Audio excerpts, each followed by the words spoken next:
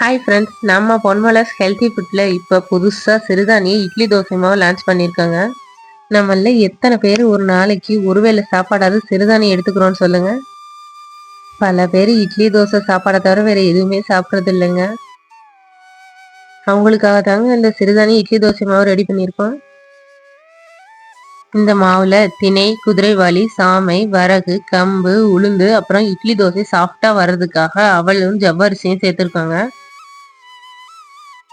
இப்போ நம்ம Ponmalai millet dosa mix வச்சு எப்படி தோசை செய்யலாம்னு பார்க்கலாங்க. அதுக்கு முதல்ல நம்ம இன்ஸ்டன்ட் தோசை மாவு 4 கரண்டி எடுத்துக்கலாம். தேவையான அளவு உப்பு சேர்த்து கொஞ்சம் கொஞ்சமாக தண்ணி சேர்த்து கட்டி போடாமல் விஸ்கு வச்சு நல்லா கலக்கி விட்டுருங்க.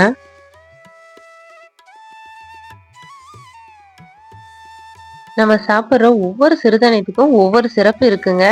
குதிரை பழத்துக்கு குதிரைவாலி, இதயத்துக்கு திணையரிசி, ஆமை வயது வாழ சாமை அரிசின்னு சொல்லுவாங்க.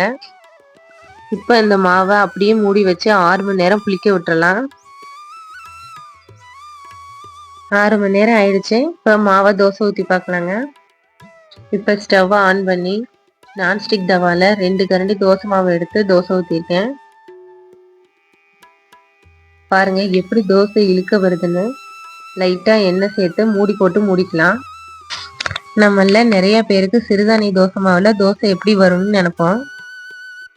பாருங்க எப்படி தோசை மொறுமொறுன்னு வருதுன்னு. இப்ப தோசையை திருப்பி போட்டு எடுத்தா நம்ம சிறுதானிய தோசை ரெடி. நான் இன்னொரு தோசையும் ஊற்றி காமிக்கிறேன் பாருங்க. நான் இன்னைக்கு நார்மல் தோசை மாவு எதுவுமே கலக்கல. எப்படி தோசை வருதுன்னு பாருங்க.